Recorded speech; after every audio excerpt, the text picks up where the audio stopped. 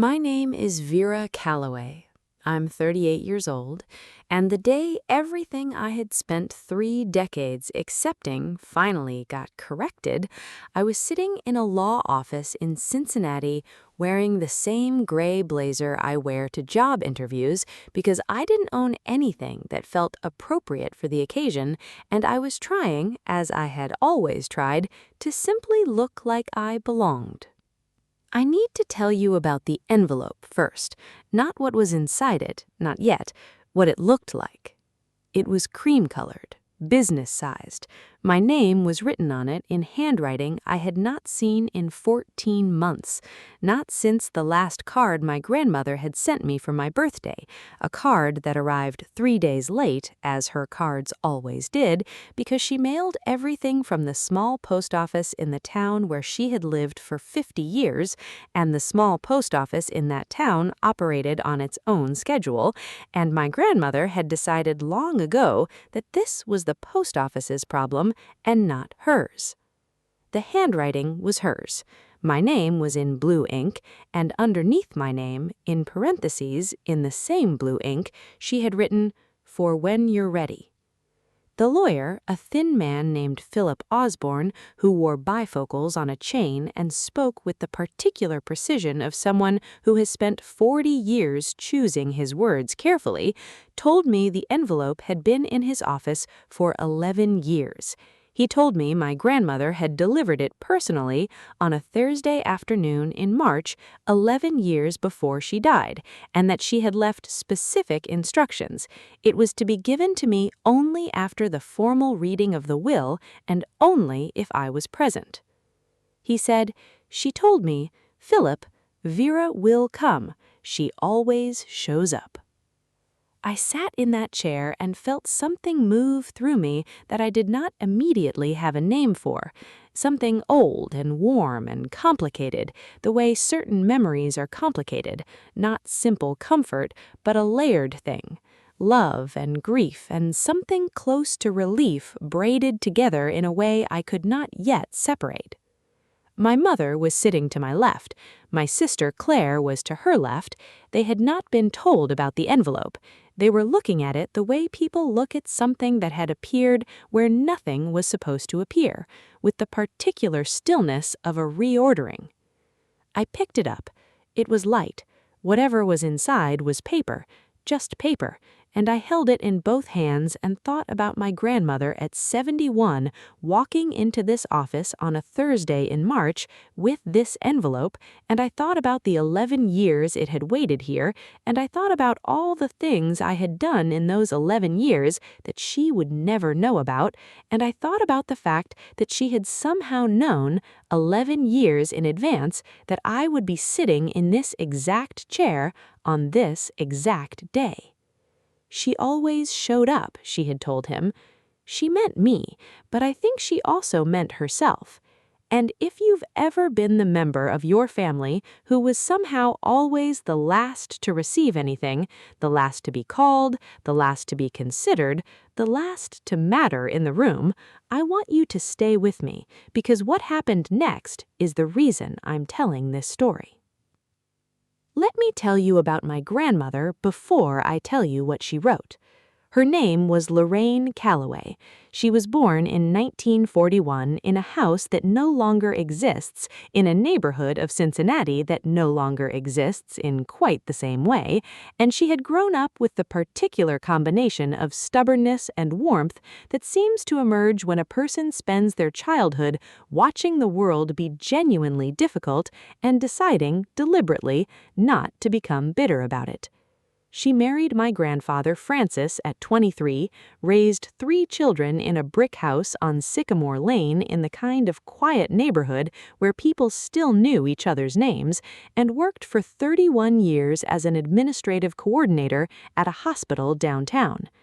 She retired at 62, tended her garden, read 2 library books a week, and wrote letters by hand to people she cared about.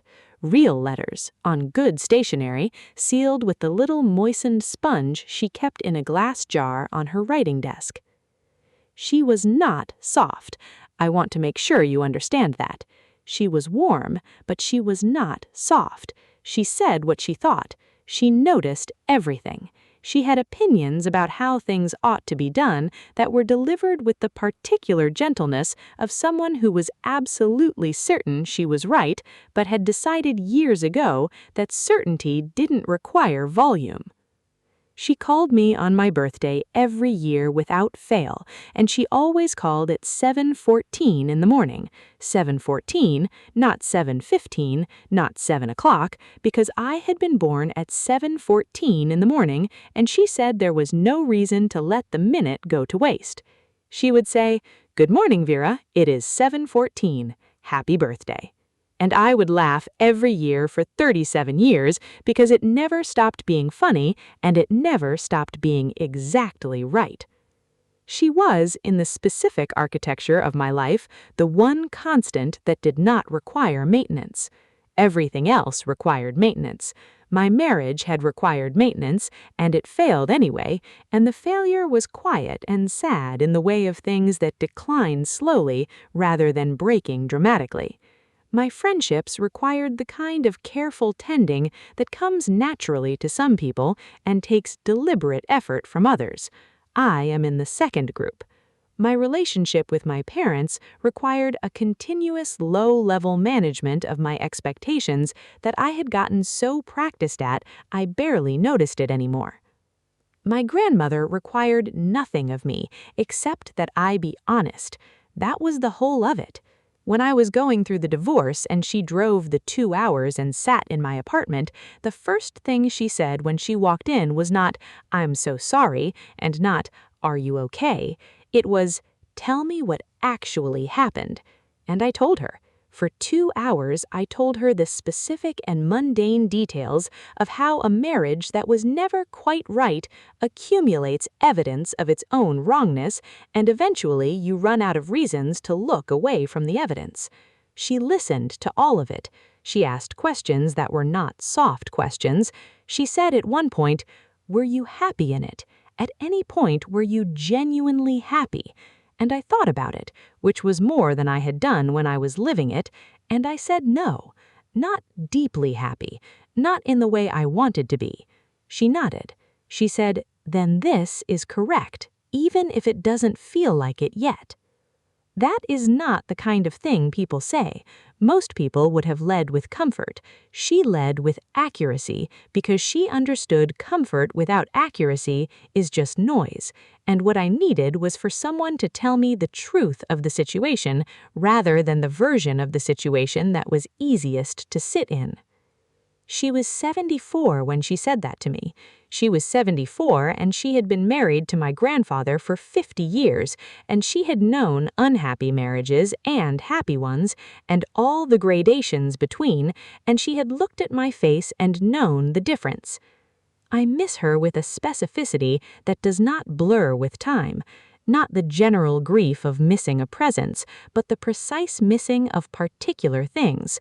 The 7:14, the letters, the questions that were not soft questions, the way she would say, "Vera," just my name with a certain gravity when she wanted me to pay attention to something she was about to say. I pay attention now. I always will. I learned from the best. She died in October of last year. She was 82. She had been declining for 2 years, and it had been, as these things sometimes are, a long goodbye, the kind where by the time it happens you have said everything that needed saying, and you are both exhausted and relieved and bereft all at once. She died at home, in the brick house on Sycamore Lane, in the bedroom where she had slept for 50 years. The hospice nurse who was with her said she had been very peaceful. I believe that. She was a woman who had decided some time ago to be at peace with her life, and she had arranged her affairs accordingly.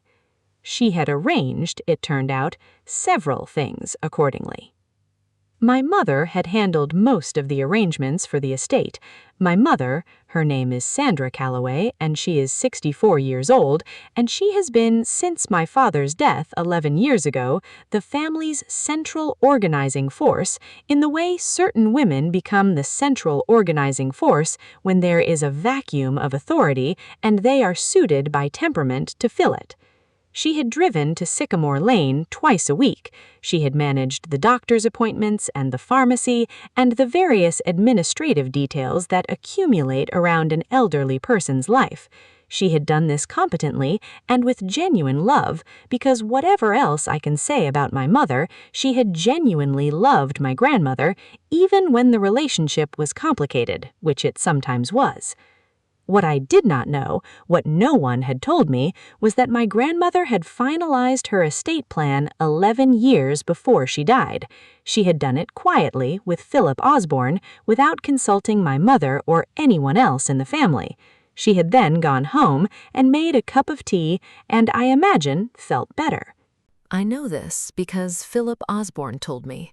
He told me on the afternoon of the reading, after my mother had gone very still beside me, and before I opened the envelope.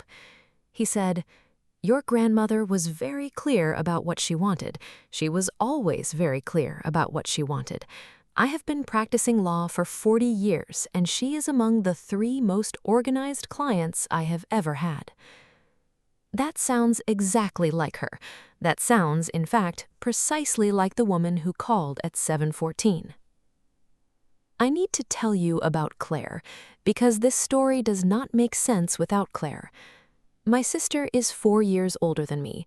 She lives in a suburb of Columbus, in a house with 5 bedrooms that she and her husband Derek purchased 7 years ago, and which my mother will tell you about if you give her any opening at all. The neighborhood, the school district, the kitchen renovation they did in 2021 with the quartz countertops and the farmhouse sink. Claire is a project manager at a marketing firm, and she is extremely good at her job, which I know because she has told me so regularly, and because my mother confirms it with the same frequency. Claire is not a bad person. I want to be clear about that. She is not cruel. She is not intentionally unkind. What she is, and what she has always been, is the version of a daughter that my mother understood how to love.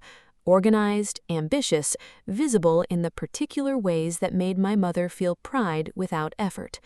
She called my mother every Sunday. She hosted Thanksgiving. She sent flowers on birthdays and anniversaries and the kind of occasions that require flowers, always ordering them online the night before so they arrived on the day of. She is easy to love in the way that some people are simply easy to love, not because they are better people, but because the shape of them fits the shape of what the people around them know how to hold. I am a different shape. I have been a different shape since I was approximately 8 years old, which is the age at which I began to sense, without having the language for it, that my place in my family required a different kind of maintenance than my sister's. Claire was celebrated. I was managed.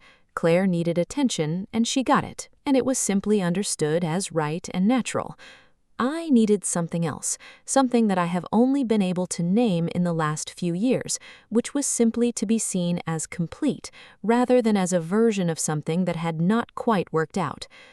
Let me give you specific things, because I think this story does not land unless you understand the specific texture of growing up slightly outside the warm center of your own family. I was 10 years old. It was the first week of December.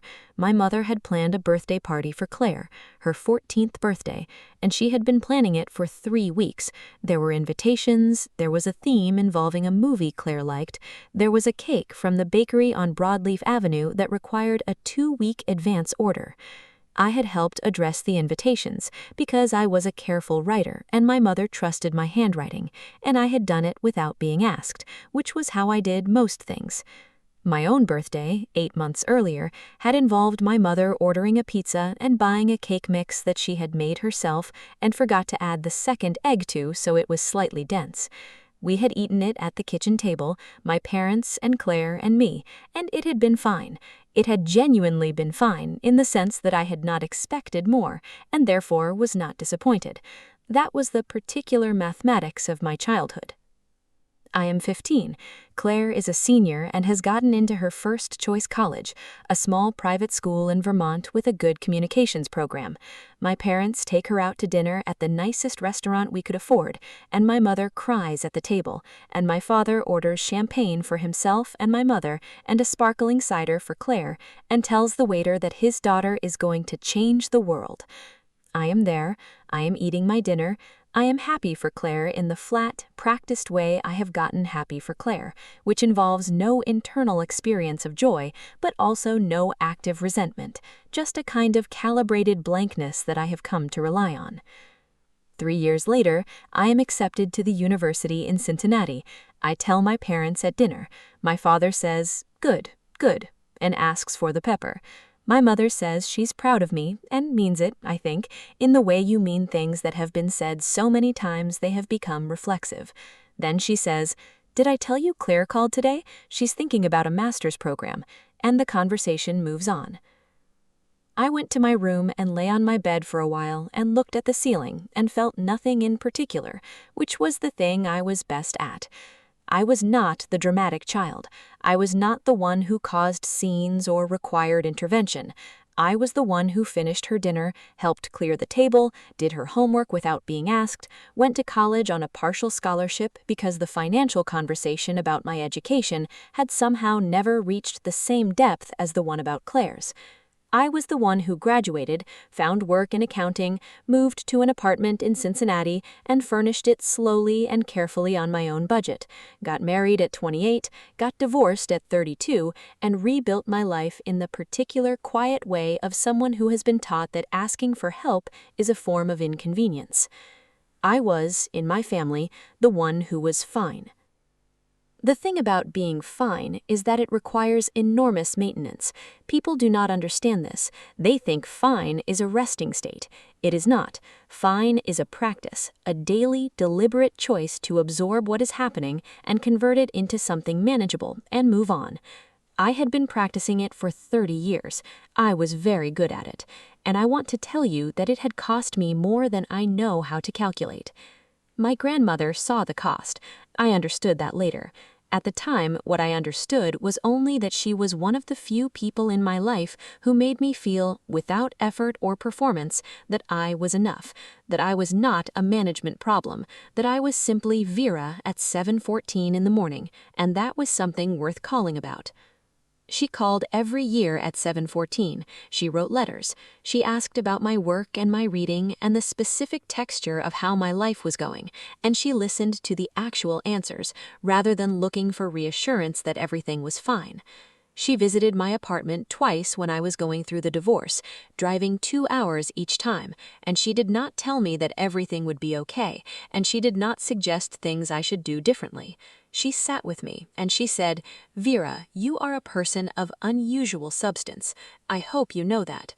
And then she stayed for dinner, and we watched a natural documentary, and she fell asleep in the armchair, as she always did, and I covered her with the blanket from the couch and thought that I loved her more than I knew how to express.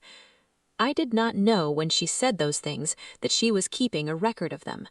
I did not know when she sat in my armchair and fell asleep that she had already been to Philip Osborne's office and left an envelope with my name on it. I did not know that she had spent 11 years waiting for the moment when I would be ready to hear what she had arranged. But she knew. That was the thing about my grandmother. She always knew. The reading of the formal will took about 40 minutes. Before Philip Osborne began, there was a moment, brief, maybe 30 seconds, where the four of us were simply in the room together. My mother with her hands folded, Claire with her good posture and her careful expression, me with the envelope on the edge of the desk in front of me, where Philip Osborne had placed it, cream-colored and specific, my name in blue ink. I thought about the last time I had been in a room with my mother and Claire and something formal was being arranged. It was the hospital 2 years ago, when my grandmother's decline had accelerated and we had to make decisions for care. I had been the one to take notes. I was always the one to take notes. I had a small yellow legal pad, identical to my mother's actually, which struck me as the kind of detail a person only notices in retrospect. That was 22 months ago. Now we were here. Philip Osborne read in the methodical way of a man who believes every word deserves its moment, which is both a professional virtue and a test of patience, and I sat in the chair and listened and tried to regulate my breathing. The room smelled faintly of old books and whatever cleaning product had been applied to the wood floors. Clean, serious, the smell of a room where significant things are regularly decided. There was a clock on the wall behind Philip Osborne's head. I became aware of it when the room got quiet, because in the quiet it ticked, and I found myself counting the ticks in the intervals between paragraphs, which is the kind of thing your brain does when it is trying to manage its own anticipation. The will distributed my grandmother's estate as follows: the brick house on Sycamore Lane, where she had lived for 50 years, where her garden was, where the writing desk with the little sponge jar sat in the corner of the living room, was to go to my mother, Sandra Calloway, for her lifetime. After my mother's death, it would pass to me. This was, my mother had clearly expected. She made a small sound beside me that was not quite relief and not quite satisfaction, but was somewhere between the two, the sound of someone receiving something they had anticipated and were prepared to receive.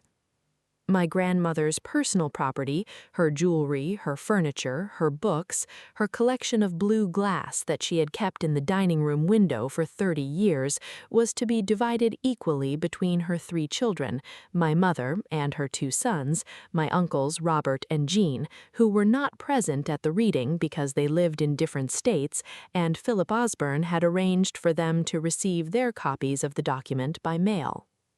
A specific bequest of $20,000 to each of her grandchildren, Claire, myself, and my cousin Marcus, who was Robert's son and who lived in Portland, and who I had not seen in 6 years.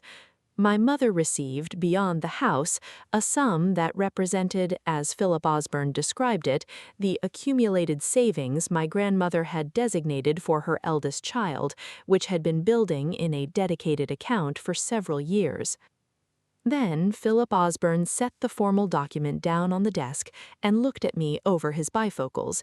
He said, "There is a second matter." My mother turned slightly. Claire shifted in her chair. He said, "Mrs. Calloway established a trust in 2013, administered through this office. The trust has been fully funded and managed independently since that date. I was designated sole trustee." He paused, in the way of a man who understands the weight of what he is about to say and respects it enough to give it space. The trust was established exclusively for the benefit of Vera Ann Calloway. Its current value, after 11 years of growth, is approximately $240,000. I did not say anything. I am not certain I could have. My mother said, "I'm sorry?" Philip Osborne said, in the same patient, measured voice, "A trust, established in 2013, in Vera's name, fully funded, growing for 11 years. Vera is the sole beneficiary." The room was very still. I looked at the desk in front of me, I looked at the grain of the wood, which was old and warm, and I looked at the envelope with my name on it, and I thought about my grandmother on a Thursday afternoon in March, driving to this office with this envelope and leaving it here and going home and making her tea. $240,000. Not just the trust, 11 years of knowing, 11 years of having arranged this, having put it in motion, having made sure that what she intended would hold regardless of who was in the room or what was expected. 11 years of my grandmother quietly and deliberately making something permanent. My mother said, "Lorraine never mentioned." Philip Osborne said, gently but without apology, "She was not required to mention it, Sandra." My mother closed her mouth. Claire was looking at her hands. I could not read her expression from where I was sitting, which was, I realized, because she was not performing one. She was simply sitting with the information, which was more honest than I had expected, and which I would think about later in a different way. Philip Osborne looked at me. He said, "There is also the envelope, which I have already given you." He said it as if confirming a fact. "Your grandmother was very specific that you receive it in this room today, after the formal reading, and not before." I looked down at the envelope in my hands. I had been holding it for 10 minutes or an hour, I could not have said which. My name in blue ink, "For when you're ready." In parentheses. Philip Osborne said, "She also asked me to tell you, and I am quoting her directly here because she told me to say it exactly as she wrote it." He picked up a small index card from the edge of his desk, which I had not noticed before, and he read, "Vera already knows what's in the letter. She just doesn't know that she knows. Tell her to take her time." I took a breath. I pressed my fingers against the envelope. My mother said, softly, "Vera?" I said, "Mom, please." She stopped. I opened the envelope. There were 4 pages inside, handwritten in the same blue ink on the same cream paper as the envelope. The handwriting was smaller than I expected. She had fit a great deal onto 4 pages. The date at the top was March 14th, 2013, 11 years ago. I had been 27. I had just started the accounting job at the firm where I still worked. I had not yet met Marcus. I had not yet been married or divorced. She had written this before all of that, had sat at the writing desk with the sponge jar on some March afternoon 11 years ago and written this. I did not read it aloud. I want to be clear about that. My mother and Claire were sitting 2 feet away, and I did not read it aloud, and Philip Osborne had not suggested that I should, because this was mine. He had been very specific that this was mine. But I want to tell you what it said, because I think it is the part of this story that matters most. Not the trust, not the money, not the legal machinery of what she had arranged, what she wrote. She started with a sentence I recognized. She wrote, "Vera, you have always been the one who showed up."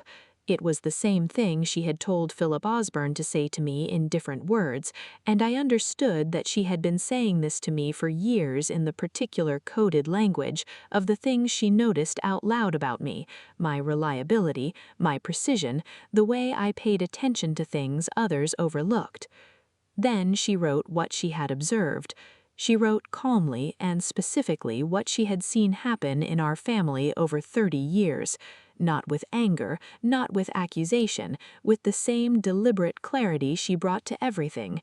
She wrote about the college conversations, in which Claire's options were treated as a family project and mine were treated as a personal problem to solve. She wrote about my mother's attention, which she had watched move predictably and consistently in one direction for 3 decades, and which she described as a kind of gravitational pull that Sandra has never examined, and that has cost you significantly, and that I am not willing to leave unchallenged. She wrote about the garden. She wrote that she had a peony bed on the south side of the house that she had been tending for 20 years, and that the peonies were difficult. They required specific conditions. They did not bloom on demand. They required patience and the right soil, and a willingness to wait through several seasons of what looked like failure before the blooms came. She had planted them, she said, because they reminded her of me. And then, on the 3rd page, she wrote the part I had to read twice. She wrote, "You have spent a great deal of your life being the one who is fine. I know that you have worn this the way some people wear a coat, because it keeps the weather off, and because you got so practiced at putting it on that you eventually forgot it was a choice. I want you to know something. I have been watching you be fine for 30 years, and I have never once believed it was the whole truth. The whole truth is that you are a person of unusual capacity, unusual honesty, and unusual grace, and you have been performing a smaller version of yourself in service of a family dynamic that never served you, that I think you have sometimes confused the performance with the person. You are not the performance. You are the person underneath it, and that person is extraordinary. The trust is not a reward. It is not compensation, though I hope it helps. It is simply my acknowledgement in the most permanent language available to me that I saw you, not the fine version, the real one. I have been seeing you since you were born. I will be seeing you, in whatever that is possible from wherever I end up, for as long as there is anything left of me to do so. Take the coat off when you're ready. All my love always, Grandma Lorraine. I sat in Philip Osborne's office for what I was told later was 22 minutes after finishing the letter, though it felt shorter and also much longer than that. My mother did not say anything. Claire did not say anything. Philip Osborne had, at some point, quietly excused himself to give us the room, which was the most considerate thing he could have done, and which confirmed my impression of him as someone my grandmother had chosen well. I read the letter a second time. Not all of it. The first 2 pages I had absorbed clearly enough. The third page I read again, the part about the coat. You have worn this the way some people wear a coat, because it keeps the weather off, and because you got so practiced at putting it on that you eventually forgot it was a choice. I read it twice, and then I set the pages down on my knee and looked at my hands, which were completely steady. I am not someone who shakes when I'm overwhelmed. I go very still instead. I have always gone very still. Claire said, eventually, "Vera," quiet, not demanding anything, just acknowledging that I was in the room and that she was in it with me. I looked up. She looked like she had been crying, which surprised me, not dramatically. Claire does not cry dramatically, but there was a brightness in her eyes, and she had pressed her lips together in the way she does when she is managing something. She looked at me, and she said nothing else. I think she understood that there was nothing to say that would not land wrong, and so she said just my name, as a kind of presence, and I appreciated it more than I could have explained. My mother, beside her, was looking at the window behind Philip Osborne's desk. Her hands were in her lap. I watched her, without her knowing I was watching her, and I saw something I had not often seen in my mother's face. She was not managing the moment. She was simply in it. She was sitting in a law office in Cincinnati with a $41,000 trust that she had not known existed, with a letter that her own mother had written 11 years ago and addressed to her younger daughter, and she was not performing anything. She looked, for the first time in my memory, exactly her age, and in looking exactly her age, she looked something I had not expected. She looked like a woman who was reckoning with something, and who knew it, and who was choosing to not look away. It was the most honest I had ever seen my mother look. I filed it away, not with anger, not with satisfaction, with a kind of careful attention that felt in the moment like its own form of love. Philip Osborne came back in after a while. He carried a small tray with 3 glasses of water, which was either a professional habit or a very human instinct, and I accepted one and drank it. He sat. He folded his hands. "There is paperwork," he said, gently, "when you're ready." "I'm ready," I said. My voice was steady. It was always steady. He nodded. He opened his folder. We began. The drive back to my apartment took 42 minutes. I know because I was aware of time in a specific way that afternoon, measuring it, the way you measure things when you are trying to understand the dimensions of something large. I played no music. I said nothing. I drove the route I had driven 100 times, through streets I knew by memory, and I felt the particular strangeness of a day that is going to exist differently in your life than every day before it. I thought about a lot of things on that drive. I thought about Philip Osborne and his bifocals on a chain and the index card he had read from, and I thought about my grandmother at 71 writing that sentence out and giving it to him to memorize. Vera already knows. She just doesn't know that she knows. Tell her to take her time. How do you write that?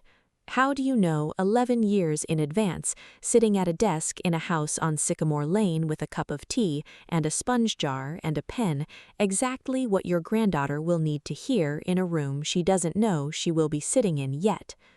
You watch for 40 years, is how. You pay attention. You treat attention itself as a form of devotion. I parked in my usual spot. I sat in the car for a few minutes with the envelope in my lap. Then I went inside. I folded the letter along its original creases. I put it back in the envelope.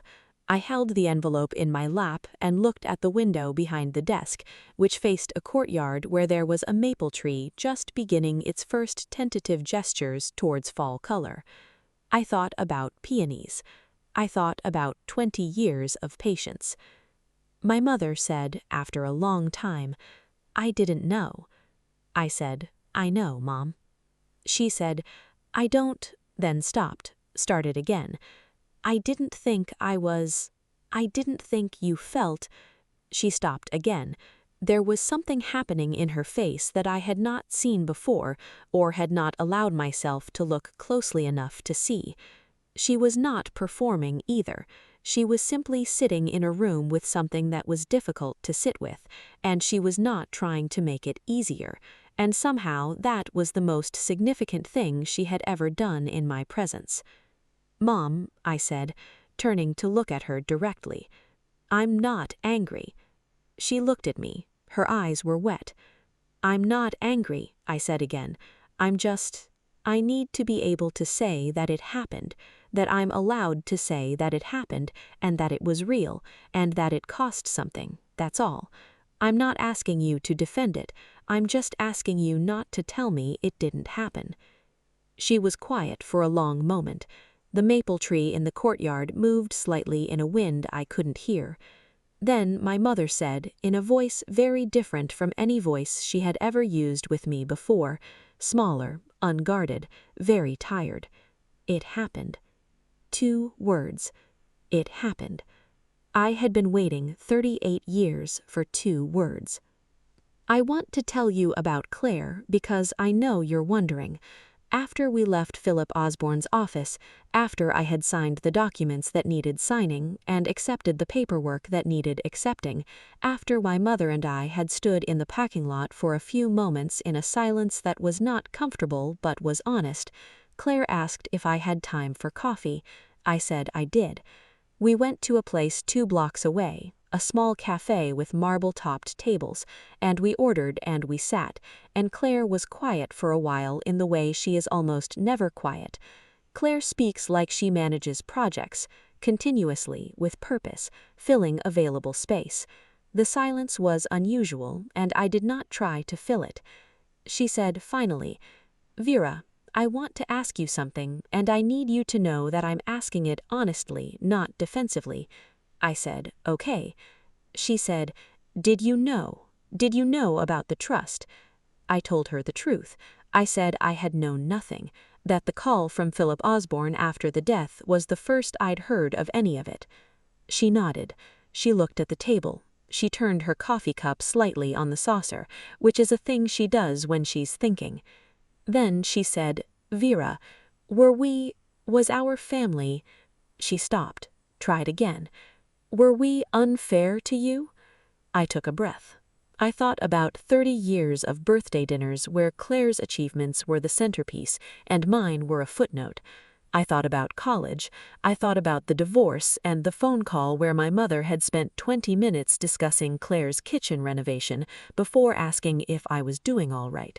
I thought about all the 714s with my grandmother, which had been the thing I looked forward to most in a given year, which was a quiet and particular kind of sad when I really let myself look at it. I said, yes. It was the first time I had said it out loud, directly, without qualifications, without following it with, but I understand, or I know you didn't mean to, or it's fine, I'm fine, I turned out fine. Just yes. Claire looked at me for a long moment. Then she looked at the window. Then she said, I'm sorry. I know that's not enough. I know I was part of it even when I wasn't trying to be, but I'm sorry. I said, I know, and I meant it. I knew she was sorry, and I knew it wasn't enough, and I knew those two things were both true at the same time, which is the complicated way most things are true. We sat for another hour. We talked about things we had not talked about before, specific things from specific years, conversations that had accumulated like sediment at the bottom of a relationship for 3 decades, and that were, it turned out, possible to examine now that someone had finally named what they were. It was not a healed relationship. Let me be clear about that. Healing takes time and consistency and a willingness to stay uncomfortable longer than is natural. But it was the beginning of something more honest than what we had, and beginnings, I have come to understand, are worth protecting. I drove home that evening with the envelope on the passenger seat. I drove home and made dinner and sat at my kitchen table and ate and thought about my grandmother at 22, marrying my grandfather and moving into the brick house on Sycamore Lane, and about all the decades of her life inside that house, and about the fact that on one specific Thursday in March, at age 71, she had driven herself to a law office with an envelope and a set of instructions and a particular certainty that I could not explain, but that I recognized, because certainty had always been her specific quality. She had known. She had been watching. She had left proof. If you're watching this and you're the one in your family who has been performing fine for longer than you can remember, I want to say something directly to you here, in the middle of this story. Someone has seen you, not the fine version, the real one. Maybe it's someone who has already told you in the particular coded language of small attentions and consistent presences and the way they call at exactly the right time. Maybe it's someone whose version of proof you haven't found yet, but being unseen by the loudest people in the room is not evidence that you are invisible. It is only evidence about those particular people. Drop a comment below. Tell me about the person who saw you when the rest of the room didn't. I read every single comment, and this community was built for stories like yours. It has been 8 months since the reading. I want to tell you about those 8 months because the story did not end in Philip Osborne's office, and it did not end in the cafe with Claire, and I think the part that comes after is the part that matters most. The part that matters most is not the trust, or the letter, or the money, though all of those things matter. The part that matters most is what happened to me on the inside of all of that. How a person begins to reassemble the story she has been telling about herself when the original story has been formally and permanently corrected. The first week, I did not do much.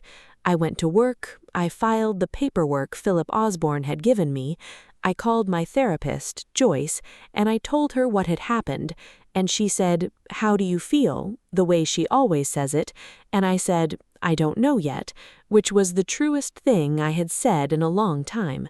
She said we should meet the following week, and I said yes, and we did. I told Joyce about the coat, about what my grandmother had written, that I had worn being fine the way people wear a coat, because it kept the weather off, because I had practiced it so long I had forgotten it was a choice. Joyce was quiet for a moment after I said that, which for Joyce is significant. Then she said, "What would it feel like to take it off?" And I said, "I didn't know." She said, "That's a good starting place." We spent most of that session talking about what fine actually felt like from the inside, whether I could identify specifically the moments in the past 5 years when I had said I was fine and known, on some level, that I was not. There were more than I had expected. There were quite a lot of them, actually, distributed across a 5-year stretch in a way that suggested fine had become not just a habit, but a reflex, something that fired before I could choose it. Joyce said, "The work now is learning to have a moment between the stimulus and the response, to let yourself actually know what's happening before you reach for the word fine." I said, "That sounds exhausting." She said, "At first, then it becomes its own habit." She was right. I am still in the exhausting part mostly, but I can see the habit forming. I catch myself more often now. I notice the reach. Sometimes I even stop it. The second month, I called my father's sister, Aunt Delphine, who was 80 years old and lived in a retirement community in Dayton, and who I had not called in 2 years because the calls required a particular kind of energy I had not always had. She was my grandmother's contemporary, not her sister, but her closest friend for 60 years, and she had stories about my grandmother that I had never heard and that I needed now with an urgency I had not previously understood I would feel. Delphine talked for an hour. She told me things about my grandmother that my grandmother would never have told me herself, not because she was secretive, but because she was not a person who talked about herself. The things Delphine told me, that my grandmother was the one in her own family who was easy to overlook, one of 3 daughters, the middle one, the quiet one, the one who managed, that she had spent most of her 20s learning to take up the right amount of space, that she had once told Delphine when they were in their 30s that the thing she most wanted to give her own children and grandchildren was the experience of being seen correctly by at least one person. I sat with the phone against my ear and felt the particular vertigo of understanding something that reorients everything you thought you knew. She had done it because someone had not done it for her. She had seen me because she knew what it cost to go unseen. I called Delphine 2 more times in the months that followed. She told me more things. She is 80 and her memory is extraordinary, and she is the kind of person who understood, even before I explained why I was calling, exactly what I needed. "She loved you particularly," Delphine said in our last call. "Not more than the others, but particularly. She said once that you had the quality she'd spent her life trying to grow in herself, and that watching you try to hide it made her want to cry." I asked what quality. She said, "The ability to be completely honest about what you're actually seeing, even when what you're seeing is uncomfortable." She said you'd been trained to call it difficult. She said it was the opposite of difficult. She said it was the one quality she'd put in the will if she could. She did put it in the will, I thought, in a roundabout way, in a cream envelope with a sponge jar and a pen and 40 years of watching. She put it everywhere. 3 weeks after the reading, I went to the brick house on Sycamore Lane with my mother. We were there to sort some things, to begin the process of cataloging what was in the house, what would stay and what would go, the practical administration of a life whose owner was no longer in residence. My mother made a list on a yellow legal pad, which is how my mother processes everything, with a yellow legal pad and a system. We worked for most of the morning in a comfortable enough silence.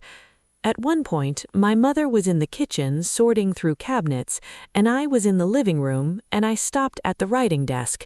The sponge jar was there, small glass jar, dried out now, the little yellow sponge inside shrunken and pale. Beside it, a box of stationery, cream paper, same as the envelope, a pen in a holder, a small stack of index cards banded together. I picked up the index cards. They were her address book, essentially, names and addresses written in her small, clear hand, organized not alphabetically, but by some system I did not immediately understand. Then I understood. They were organized by frequency. The people she wrote to most often were at the top. My name was at the top. I set the cards down carefully. My mother appeared in the doorway. She saw what I was holding, or had been holding, and she looked at the desk for a moment without speaking. Then she said, "She wrote to you more than she wrote to me." It was not a reproach, it was just an observation, the observation of someone who was, slowly and with difficulty, allowing herself to see something clearly. I said, "I know." She said, "I didn't understand that before, what it meant." She paused. "I think I understand it now." She turned and went back to the kitchen. I heard the sound of cabinet doors and the scratch of pen on yellow paper. I stood at the writing desk for another moment. I looked at the dried-out sponge jar. I looked at the stationery. I thought about my grandmother at this desk, writing letters in the early morning before the house awoke. Her particular discipline, because everything about her was a discipline, applied even to this small domestic practice of staying in contact with the people she loved.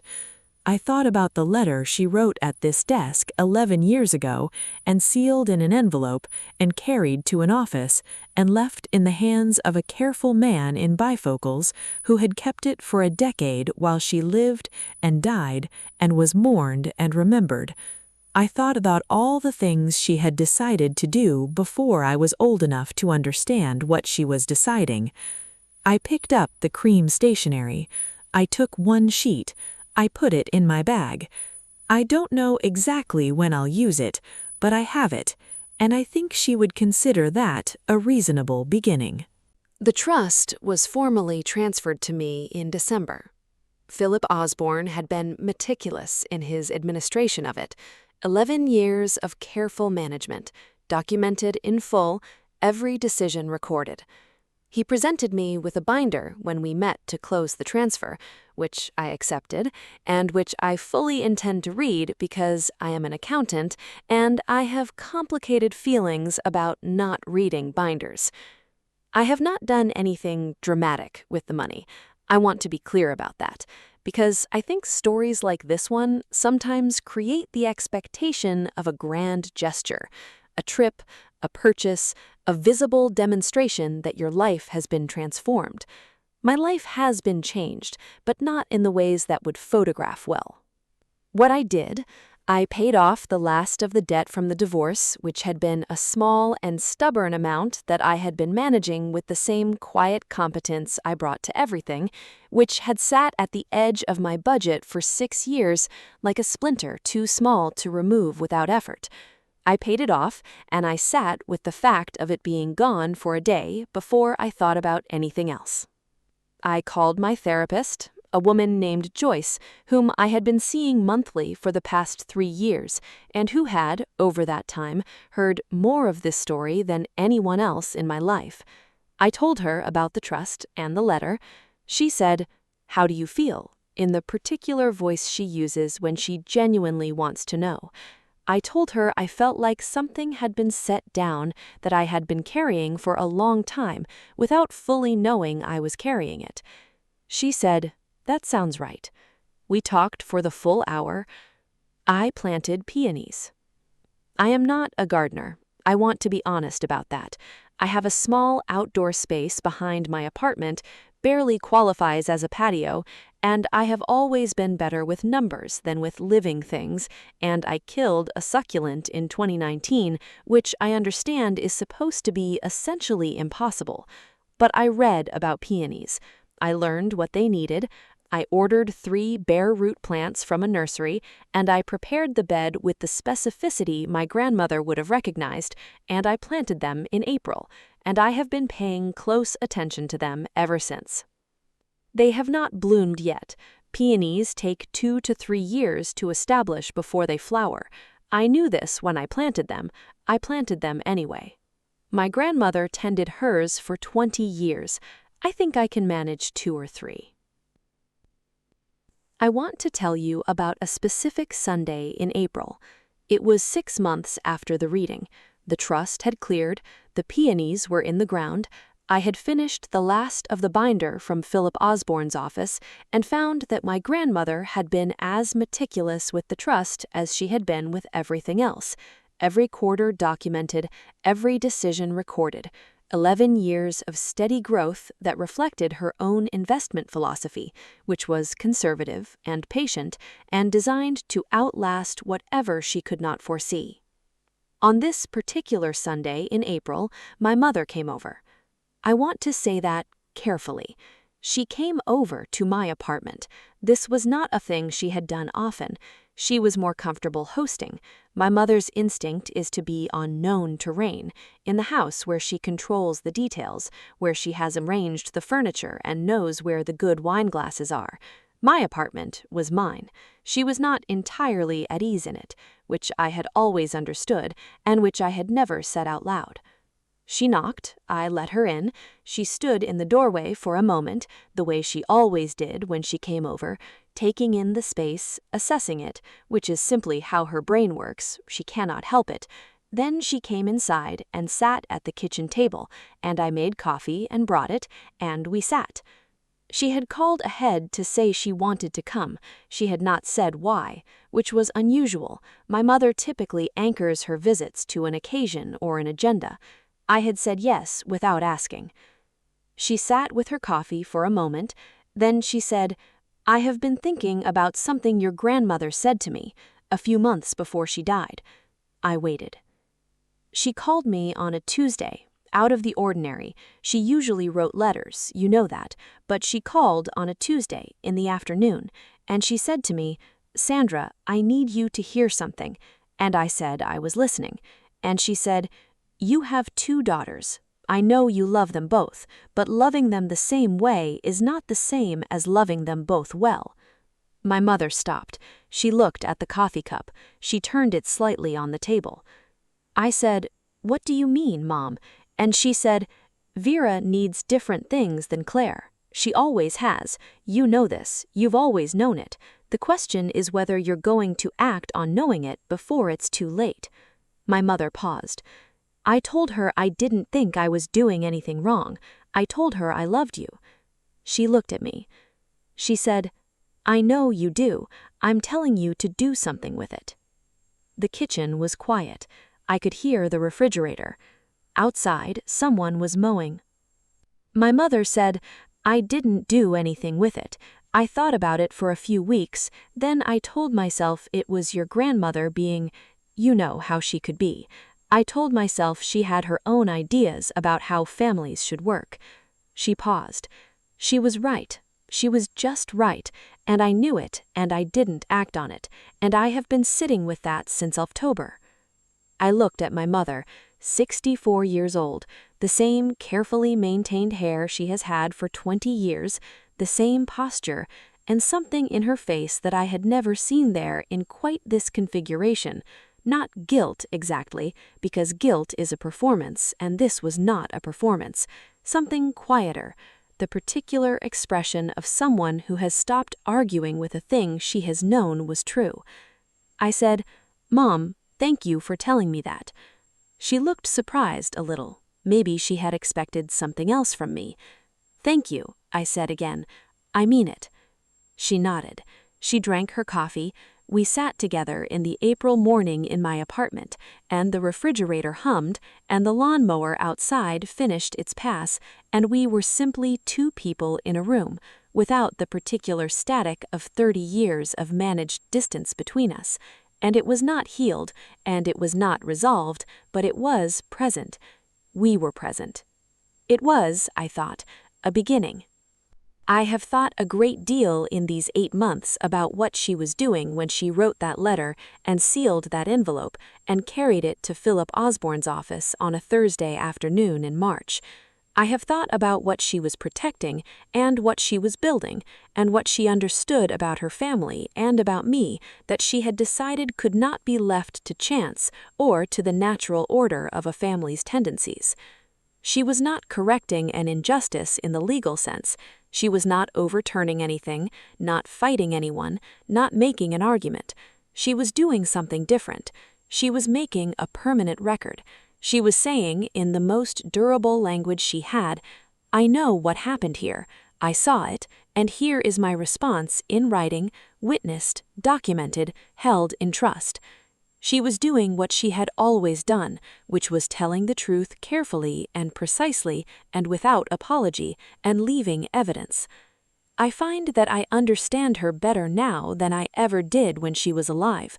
I find that the specific shape of how she loved me, the 714s, the letters, the armchair in my apartment, the envelope, makes sense to me in a way that the more obvious demonstrations of love make sense to other people. She did not perform love. She archived it. She made sure it would exist in a form that could not be lost or revised or undone by the passage of time. That is the most Lorraine Calloway thing she ever did, and it is the thing I will carry the longest. My relationship with my mother is different now. I want to tell you the truth about this rather than the version that would make the story feel neater. It is different in the sense that something has been named that was previously unnamed, and naming a thing changes the room you are in together. My mother and I speak on the phone, as we always have. She still tells me about Claire's life with the particular frequency and detail that was always her habit, and I listen, as I always have. But now, occasionally, she will stop herself. I hear the pause, and sometimes she says something about me. About my work, or something I mentioned last time, or something she noticed about me recently. And it is not performative, and it is not redemptive, and it is not quite enough to erase 30 years, but it is honest. It is more honest than it was. That is what I asked for in Philip Osborne's office. I asked to be allowed to say that it happened, and she said it happened. And things have been slightly different ever since, in the way that things are slightly different when someone has stopped defending a version of events and started simply being present in the actual ones. I will take slightly different. It is more than I had before. And my grandmother, I think, would have said that slightly different is a beginning, and beginnings are worth protecting, and take your time. It is June now, 8 months since the reading, 14 months since my grandmother died. I am sitting at the kitchen table in my apartment with the letter on the table in front of me. I have read it 14 times, or close to it, and it does not get less true. And I am thinking about 7:14 in the morning, which is still the best minute of my birthday every year, even in the years when no one calls at exactly that minute. I still hear it. I hear the specific quality of that minute, the way a birthday morning feels at 7:13, and then, a minute later, feels like something has been acknowledged. I pick up the cream stationery I took from the desk, I look at it for a moment, then I pick up a pen. I don't know who I'm writing to exactly, I don't know yet what I want to say, but I know that my grandmother believed that the practice of writing things down, of choosing your words carefully and committing them to paper and meaning them, was its own form of discipline and its own form of love. And I think she was right about most things, and I think I would like to try. I have the peonies coming in 2 or 3 years, I have the letter in its envelope, and the envelope on my table, and the stationery in my hand. I have, for the first time in 38 years, a very clear idea of what I am carrying, of what was always mine, of what was being held in trust, not just in a legal account, but in the specific and deliberate love of a woman who called at exactly 7:14 and meant every word, and left documentation. She saw me. She always saw me. And now I know it on paper. That is enough. That is everything. If this story moved you in any way, if it reminded you that being unseen by the wrong people is not the same as being invisible, then I hope you'll subscribe to Silent Victory Stories, not because I need a number, but because this community is made of people who understand exactly what it means to carry something quietly for a long time and to finally, in one particular room on one particular afternoon, be allowed to set it down. Thank you for staying until the end. Thank you for being here. See you next time.